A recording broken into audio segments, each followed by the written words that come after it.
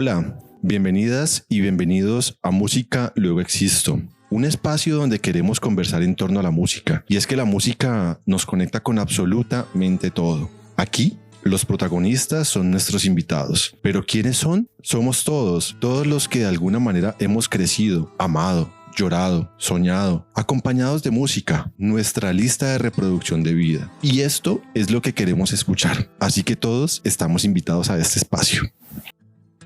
Anteriormente les había mencionado que les traía 2 episodios cargados de café. Así que este es el segundo episodio con café. Y nos acompaña otro personaje cafetero, parte de la familia de Santropel, que es este proyecto de café acá en la ciudad de Cali. Y también con una historia musical que lo precede. Así que le doy la bienvenida a Víctor Corrales. Hola, ¿cómo estás? Mucho gusto. Saludo a todos tus oyentes. Mi nombre es Víctor Corrales, soy barista de Santropel Café y para mí es un placer y algo impresionantemente chévere estar aquí en tu podcast y pues a darle bienvenida a esto y pues comencemos. Bueno, Víctor, cuéntanos un poquito de ti antes de arrancar con todos los temas musicales. Muy a grosso modo, cuéntanos un poquito donde consideres que lo que creas y en este camino un resumen de lo que va a ser este episodio y a qué te ha sonado la vida. Bueno, en sí yo soy un investigador aficionado, soy un anarquista escondido, una persona que le gusta partir el pan en 5 para que puedan comer todos. Me gusta que la música me sorprenda, me gusta mucho que tal vez la gente me calle la boca en el sentido de que puedan mostrarme música que tal vez yo diría jamás me va a gustar y que al final me sorprenda. También soy muy radical con mis gustos. Siempre he tenido como mucho un gusto y muy afectivo por el rock, que fue un género musical que me acompañó toda mi vida y no sé, tal vez siempre por estar rodeado de históricamente por mi familia del rock, del pop, de música anglo, de rockcito en español, de la emisora por aquí, la emisora por acá, siempre me he movido como por esos espacios. Sin embargo, pues la vida a través de que he crecido y todo eso me ha enseñado que la música tiene muchas facetas y muchos colores y eso me ha gustado bastante como para abrirme espacios a escuchar nuevos ritmos, nuevos estilos musicales y todo y que pues al final pues te sorprenden bastante. Sobre todo hablando de tus gustos musicales y dentro de lo poco que nos conocemos tal vez y lo que hemos conversado, predomina mucho el tema del punk dentro de lo que hablamos. Y me parece interesante hablar de cómo nace esta afición al punk, cómo se origina este gusto, digamos que a este género musical sobre todo. Pues eso nace más o menos desde como los inicios de mi adolescencia, tipo 13 años, 12 años.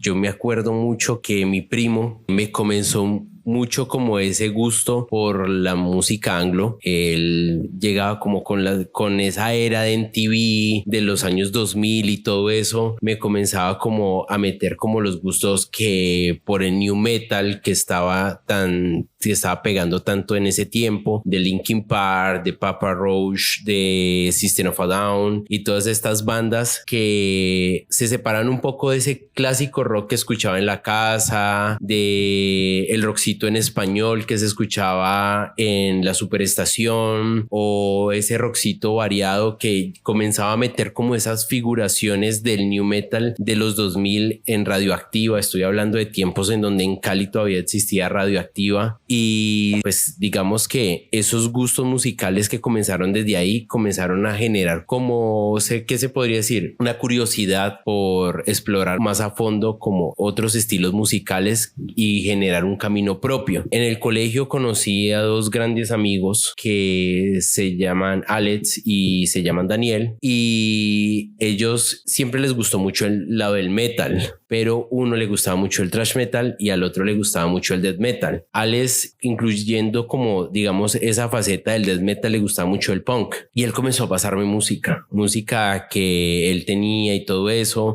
Yo ya había escuchado los Ramones, Sex Pistols, The Clash. De hecho, The Clash es una de las bandas que yo digo más completas del punk porque no solamente tocaron punk, sino que se decidieron incursionar en diferentes géneros musicales que iban muy asociados al rock, y la verdad me pareció una banda muy completa. Pero comencé a escuchar Escorbuto, comencé a escuchar Efectos Secundarios, comencé a escuchar La Colombia Decadente, comencé a escuchar Fértil Miseria y todas estas bandas como que dijeron, esto es como el sonido propio que estaba buscando, el sonido perteneciente en el cual yo me sintiera cómodo. Esas historias de punk que al final también eran bastante complicadas porque estamos hablando de año 2005, el internet tenía como un proceso muy lento aquí en Colombia y nosotros éramos como esas personas asiduas al internet, pero desde las cabinas de hora, de 15 minutos, de media hora. Entonces tú ibas como una sala de internet, te metías 30 minutos o una hora y te encontrabas esas cabinas que ya tenían Ares o tenían Emule y descargabas tu música desde ahí. Yo cogía y comenzaba a buscar punk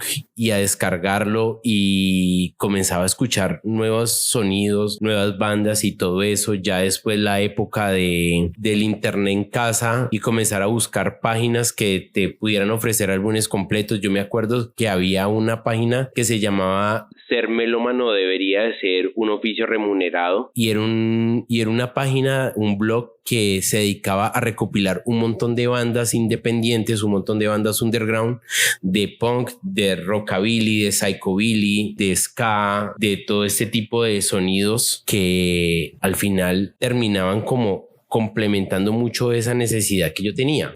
Era un blogspot, se llamaba Feriado en el Sol, pero cuando te metías al blog, el blog se decía así: ser melómano debería de ser un oficio remunerado, y te encontrabas una lista por ahí de, si no estoy mal, por unas 5,000 bandas con proyectos completamente independientes a cualquier tipo de disquera, de cualquier tipo musical, como comercial, y te impresionabas con conocer, digamos, bandas que vos decías, jamás hubiese podido conocer esta banda si no fuera por este blog mexicano. Me encontraba como, no sé, te voy a colocar un ejemplo, una banda de psychobilly que se llama Voodoo Zombie. Tenía un álbum espectacular en el 2006 y gracias a esa página encontré que me gustaba mucho el rockabilly y el psychobilly. Encontré muchos álbumes de ska que me hicieron encontrar un nuevo ritmo, que no solamente ya venía, digamos, escuchando 5 o 6 años seguidos de punk, de repetir varias veces, y obviamente el sonido repetitivo de cierta manera termina desgastando, y te encontrabas como que los diferentes géneros que tienes reivindican como esa misma lucha social que viene con el punk, se generan desde otros sonidos y comienza a darte un gusto un poco más amplio de la música. Y desde ahí dije, vamos a hacer un proceso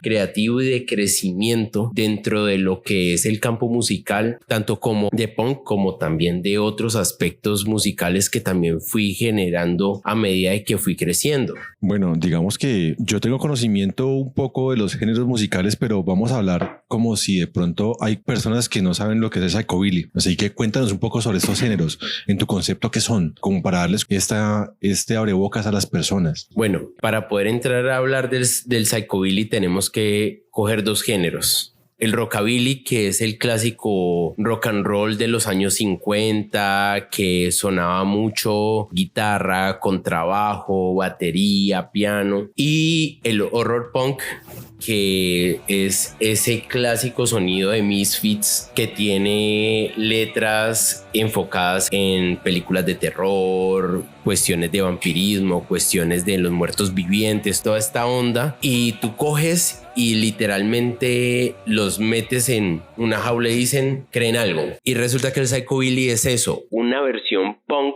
del rockabilly que habla sobre muertos vivientes.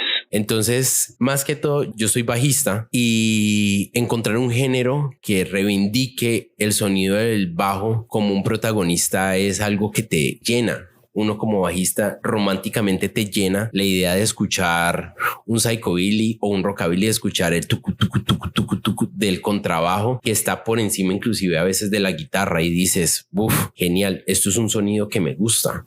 ¿ya? Es difícil a veces inclusive tú escuchar música y tratar de encontrar el bajo dentro de algunas composiciones musicales y reconocer que un género musical coge y te reivindica el bajo como un protagonista, te llena de felicidad. Y eso fue como lo que encontré en el psychobilly como género, un bajo que te genera románticamente un sonido que te hace sentir feliz. Y eso es algo de las cosas que más me gustaron de poderme abrir en géneros musicales, así sea inclusive dentro del mismo punk. Hablemos del bajo, hablemos de esa historia de Víctor y el bajo. ¿Cómo nace? Yo sé, en mi historia personal no está tan metido el tema de tocar un instrumento. Cuando estuve en el colegio alcancé a tocar la batería y siempre me ha apasionado ver a las personas tocando instrumentos. Inclusive también en mi historia personal desde hace un par de años empecé a experimentar con sonidos electrónicos basados en consolas y esto, pero me gusta mucho también conversar con personas que tocan un instrumento. ¿Cómo nace esta pasión? ¿Cómo nace la pasión por el bajo? ¿Qué es el bajo para ti? O sea, ¿qué representa en tu vida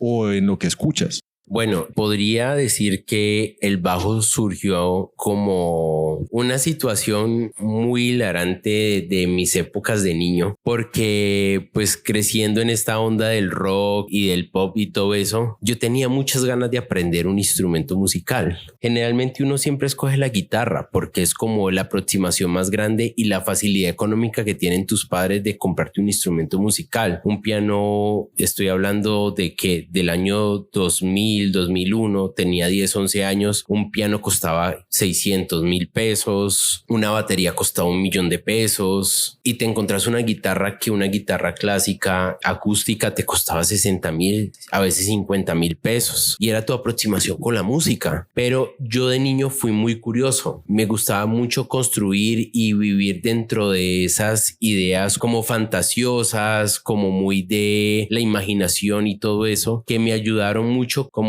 no tengo la capacidad de tener una guitarra ahorita, pero cojo un palo, cojo un plástico, cojo un cartón y me hago una para sentirla, como esa magia de saber que tengo un instrumento musical. Mi primera guitarra ni siquiera fue una guitarra, fue algo que yo construí con palos y un cartón y le puse hilos y le puse cosas al palo como para imaginar, ilusionar que tenía algo, y me dijeron, eso no es una guitarra, eso es un bajo, está muy largo. Y yo generé una curiosidad y dije, ¿qué es el bajo? ¿Qué es el bajo? Comencé a ver qué era el bajo y todo eso, comencé a escucharlo y mi oído se fue como adaptando a escuchar más los bajos de la música y todo eso, y me enamoré y generé un gusto impresionante por ese instrumento. Sí, obviamente tuve guitarras, pero fue tanta como mi alegría de saber que había encontrado un instrumento que me llenaba, que le quitaba a la guitarra el mi y el si y dejaba el sol re la mi de la guitarra para poder experimentar y poder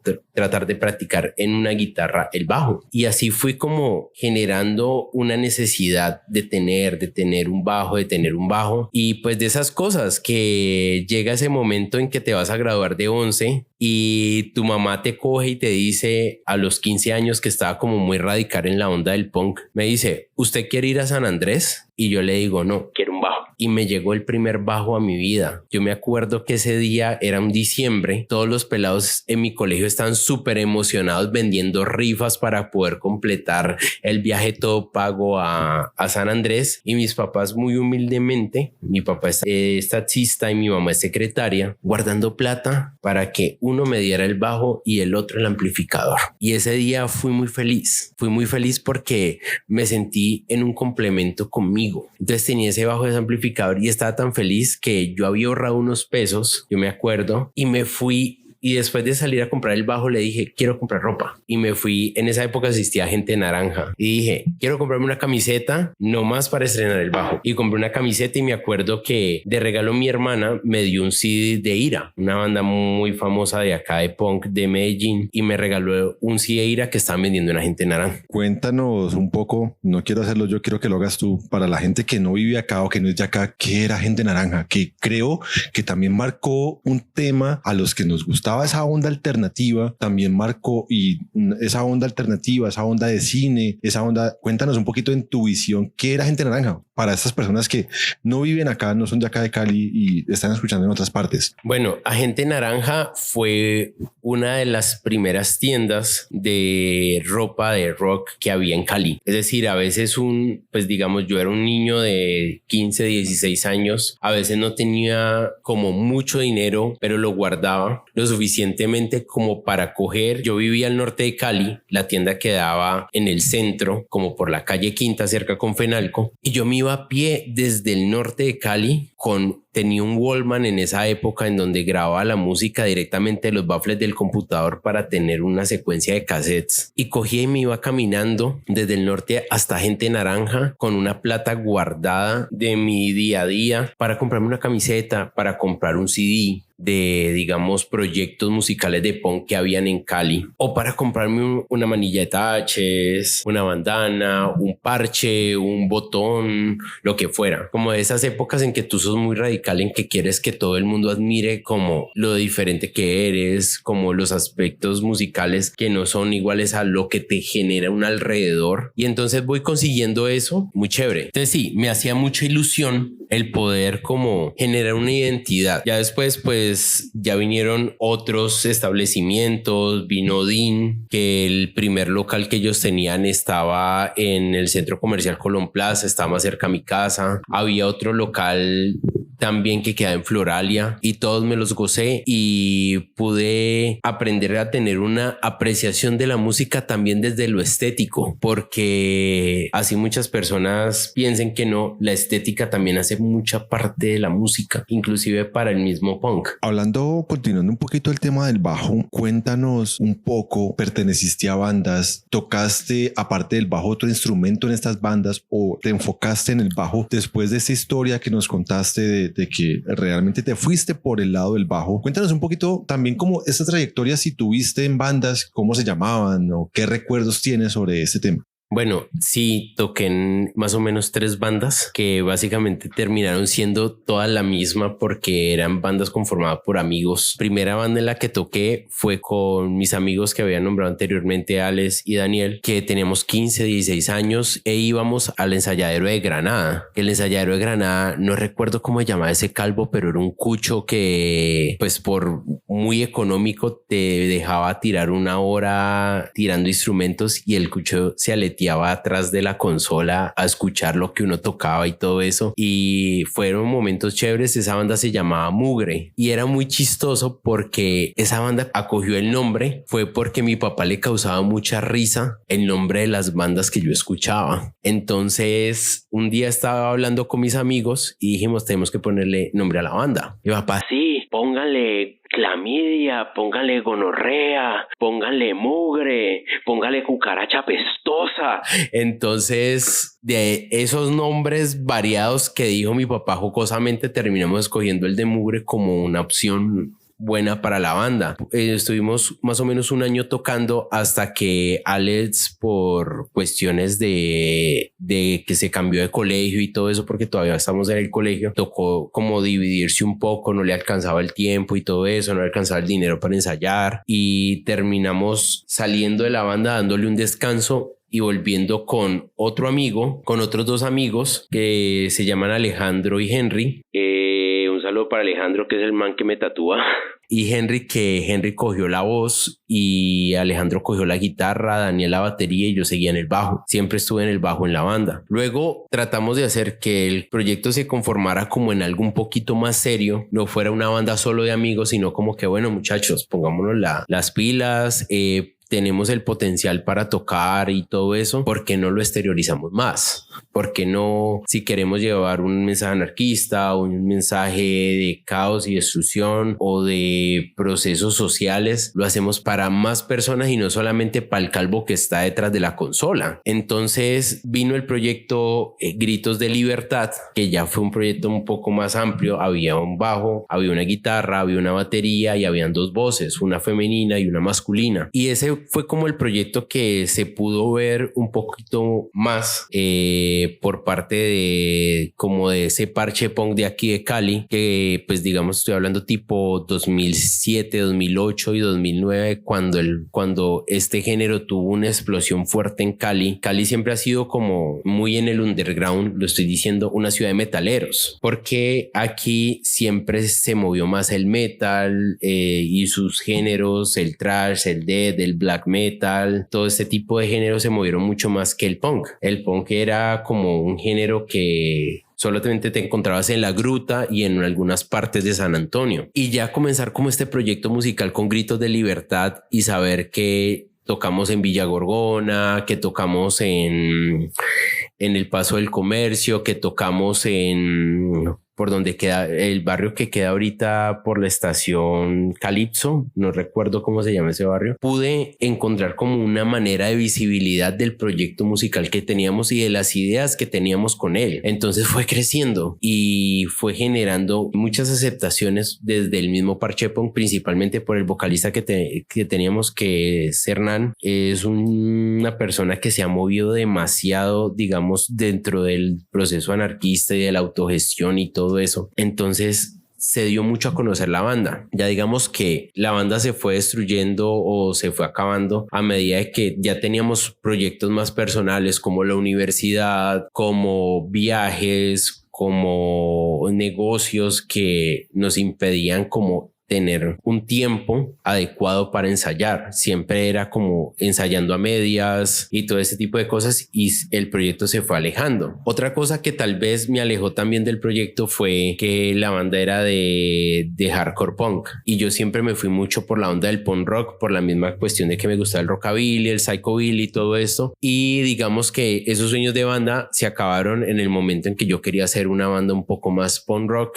y no encontraba con quién en Cali, porque en Cali lo que prima siempre fue el punk chatarra, y me encontré como muy solo con el proyecto y decidí dejarlo en stand-by y generando como cosas personales, seguir mi bajo para mí, tratar de buscar comprar un contrabajo, todo este tipo de cosas como para generar algo más personal, que pues hasta el momento, hasta el día de hoy todavía sigo pensando en que en algún momento alguien quiere como no, es que vamos a armar una banda de psychobilly, listo, yo sé tocar con trabajo de una, vámonos, porque para la música no hay edad. Tengo 33 años ahorita y creo que si unos pelados de 16 años dicen quiero hacer una banda de rockabilly, camine, weón, vamos a hacerla.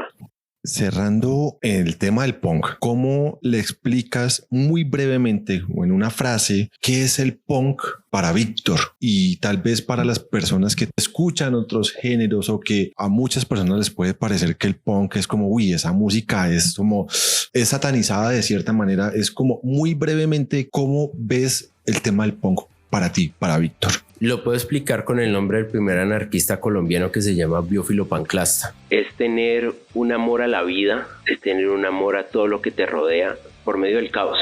Del caos también se generan cosas bellas, y el caos te obliga a arriesgarte y a generar cambios que pueden ser bellísimos para ti y que pueden generar más vida de lo que tú puedes ver en un pogo, en un mosh, porque la primera idea que tiene una persona cuando ve un pogo es: esta gente está matando, pero no ven lo bello de abrazarte con tu amigo, meterte ahí, que cuando te encuentras con otra persona, esa persona está igual de feliz que tú. Es encontrar la belleza en el caos. Invitaría a la gente a ver eso desde esa perspectiva, como a que encuentre a que todo lo lineal no siempre es bello, sino que también en lo que está, digamos, desvalijado o desbarajustado, puedes encontrar una belleza no primitiva, sino primal, que puede explicarte muchas cosas de la vida.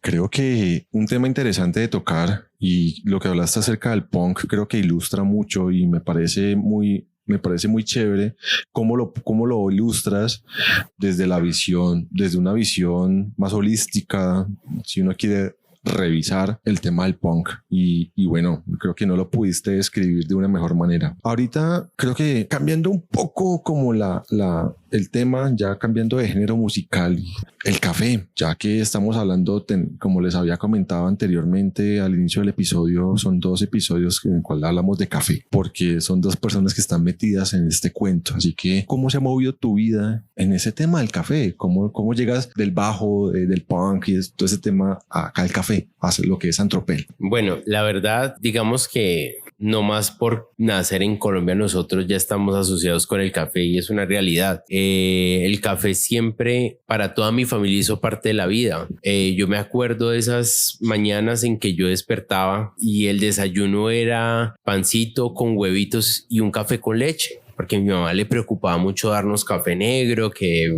situación, pero te encontrabas que al final tomabas cafeína. Tomas tu cafecito con leche y te ibas preparado para el colegio. Entonces siempre estuve muy conectado como a esta herencia cafetera y pues uno en la universidad comienza a conocer mucho de café, ¿ya? Comienzas a asociarlo con tu día a día. Digamos que el plan con mi mejor amiga Sandra era coger y salir de la universidad y tomarnos un cafecito y a chismosear o a contar vainas y a contar de todo, cositas entre cositas varias. Entonces te encontrabas con que el café hace parte de tu vida y me encuentro con que mis 2 primos, Harold y Sergio, tienen un gusto por el café, por su historia, por las preparaciones distintas a las que uno está acostumbrado y metidos muy en ese tema de café, comienzan a generar su propia marca. Entonces llegan con esa locura de hablar más a profundidad de lo que uno puede saber de café en su medio, con la marca de café y a prepararnos que una B60, que un método así chévere de café y a probarnos a todos y decimos, sabes que este café sí es diferente, este café sabe bueno y todo eso. Y cuando se metieron así de lleno a crear una tienda y todo eso, yo dije, muchachos, yo quiero trabajar con ustedes. Y comencé desde ahí como una etapa en que conocí, aprendí, generé como muchas cosas desde la parte de atrás de una máquina, generar alegrías, generar la sonrisa de una persona, que algo que tú haces en una taza con un arte latte es digno de que una persona diga, voy a tomarle una foto y la voy a subir al Instagram. Entonces encuentras alegría.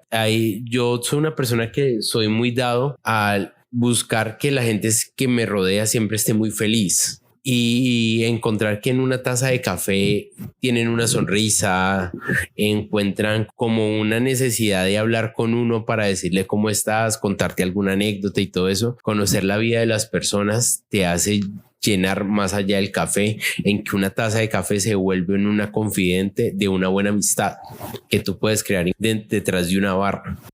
Bueno, qué interesante, inclusive cómo conectamos las experiencias de vida y de lo que se quiera con el tema del café. Y qué interesante eso. Vamos a hablar un poquito de la herencia musical que tiene Víctor. ¿Qué has recorrido, padres, abuelos o personas cercanas en algún momento? Hablemos un poquito y cortico de este tema de la herencia musical que tienes. Bueno, puedo hablar de que mi padre era balada, mi madre era rock y pues había una situación bastante interesante en mi familia y es que mi papá siempre se caracterizó por guardar muchos cassettes. Le tenía como una necesidad de coleccionista de tener muchos cassettes que a veces me llegan a uno que otro regaño porque experimentaba con ellos de grabar que una emisora, unos de niño tenía como una necesidad de ser ese podcastero de la casa y todo eso, de tener una emisora y colocar canciones y todo, y que te permitían como las cintas de cassette. Pero al igual que tú encontrabas como ese juego con esos cassettes, también encontrabas mucha música. Entonces te encontrabas con que Janet tiene una voz súper bonita, súper angelical, dulce y todo eso. Y te encuentras con que un cantante que me gusta mucho, Nino Bravo, tiene una voz muy armónica, ambientada como ese Elvis de los primeros álbumes, que tiene una voz gloriosa.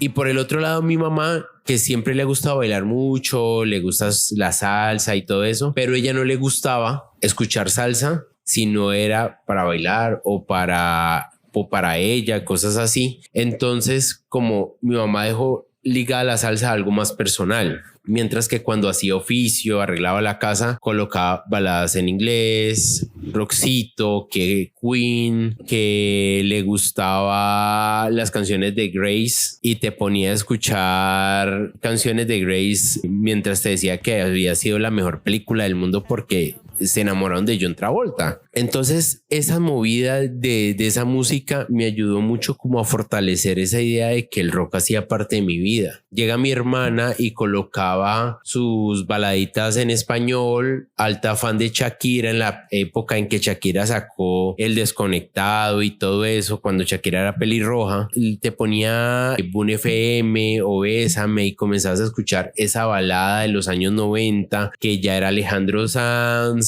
Te encontrabas con cancioncitas de Duncan Du, con algunas canciones suaves de Equimosis, cosas así. Entonces comienzas a conocer como esa parte del rock en español por medio de las emisoras y que se contrastaban con otras emisoras que colocaban rock en español y rockcito más pesado. Entonces comenzabas como a cultivarte y todo eso en el colegio, te juntabas con los muchachos que les gustaba el rock y te pasaban que el álbum que sacaba la Superestación en esa época, que era el Música Libre, No More Bla Bla Bla, y te encontrabas canciones de Marilyn Manson, de The Cure, que contrastabas con todo lo que escuchabas. Entonces siempre fuimos como una mezcolancia dulce para poder forjar como esa idea de que quieres escuchar más, pero un poquito diferente. No quiero ser mi hermana que escucha su rock en español, no quiero ser mi mamá que escucha su rock en inglés, y cuando encuentras esos sonidos nuevos, encuentras música más pesada, más experimental, unas guitarras más largas, porque eso es otra cosa. Soy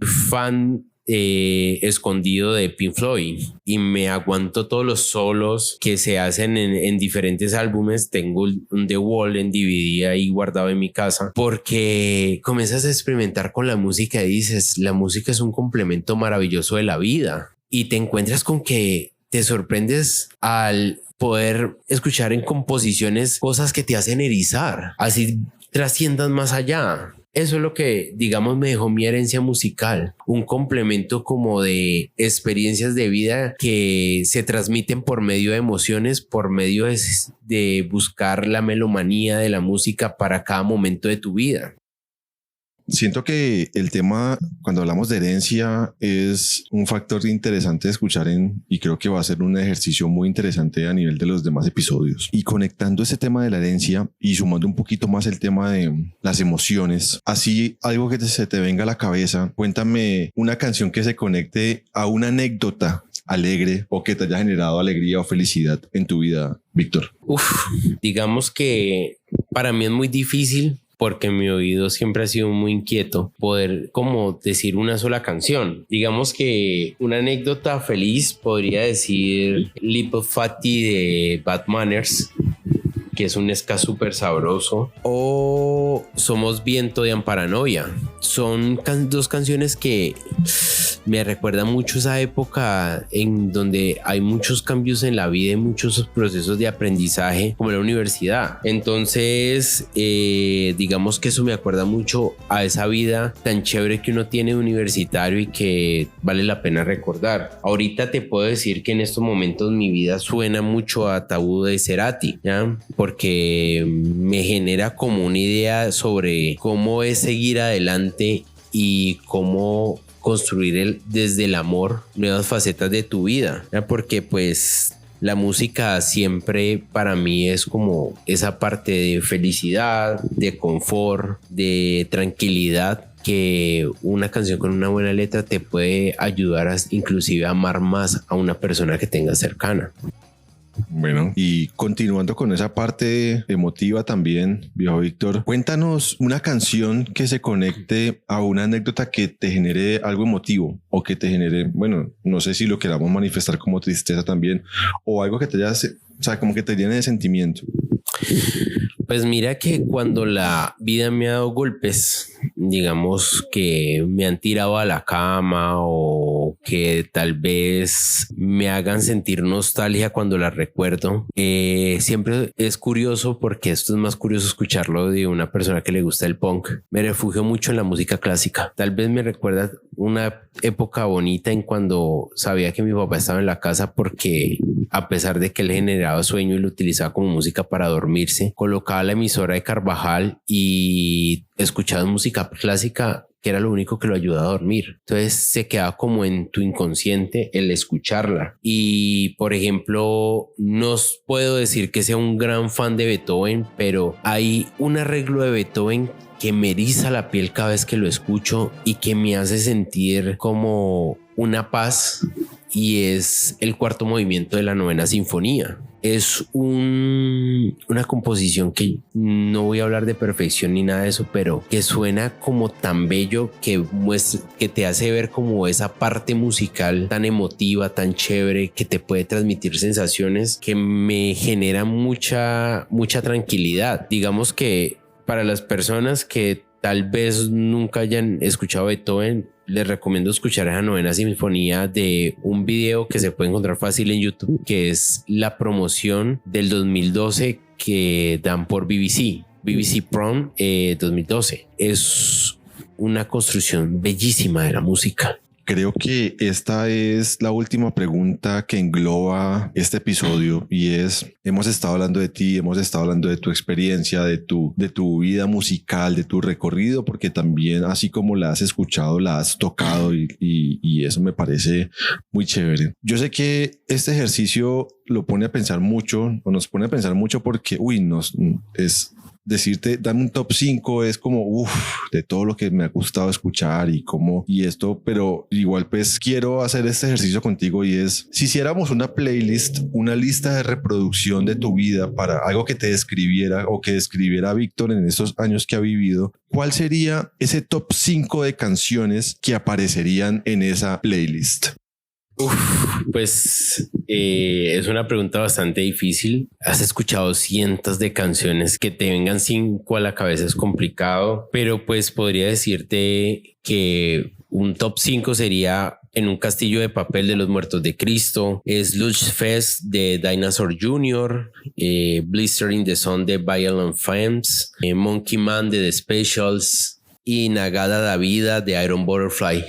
Es una construcción musical impresionante, y que la gente le parece aburrido escucharse 15 minutos de canción, pero lo invito a escuchar esa canción. Es espectacular. Para mí es una muy buena canción, y me atrevo a poner otras bandas más y otras canciones que tal vez me puedan reconocer a mí. Stay Together for the Kids de Blink-182, Pattern de The Last Shadow Puppets, Moonshine de Alexandre Desplat, que hace parte de una película que me encanta que se llama El Gran Hotel Budapest. La canción de los créditos es súper bueno, es como un tipo polka que te pone alegre. Te podría decir Dusset de los Red Hot, que hace parte del álbum By the Way, que es el único álbum que me he podido escuchar completo y que me gusta de pe a pa. Les recomiendo ese álbum de los Red Hot. Siguiendo a la Luna de los Fabulosos Cadillac, que es una canción que te transporta en cualquier estado, lloviendo, en un día soleado, al lado de la playa, en la nieve, puede generar muchas sensaciones.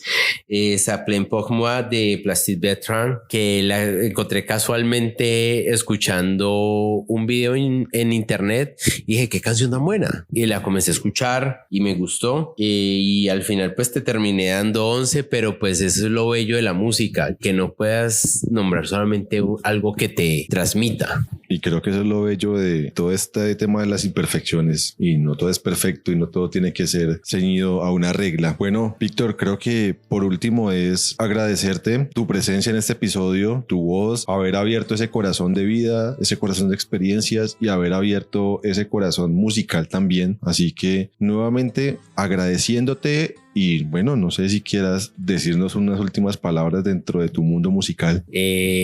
Pues para finalizar te digo que estoy muy agradecido por haberme invitado a este espacio. La pasé muy bien aquí, abriéndole un poco de corazón a las personas que puedan oírlo. Pues digamos que una recomendación que doy es que siempre procuren ser amor, tranquilidad y respeto entre las personas y entre animales. Una gran recomendación de lo que puedo darles como ser humano es que amen su libertad y comprendan que la libertad tuya se acaba en el momento en que respeta la libertad de otros, y que si tú sabes eso, créelo que vas a vivir muy bien y lleno de amor por los demás. Eso, finalizando lo último que dijiste, me conecta con una frase que siempre me ha gustado de Jaime Garzón, y es: nadie podrá llevar por encima de su corazón a nadie, ni hacerle mal en su persona, aunque piense o diga diferente, que de hecho es uno de mis tatuajes. Bueno, nuevamente a Víctor, muchísimas gracias por su presencia. Esto es Música Luego Existo. Gracias por escucharnos, gracias por permitirnos entrar en sus oídos, y nos seguiremos encontrando en los próximos capítulos, nuevamente como espectador emocionado de cada una de las personas que pasen por acá. Gracias.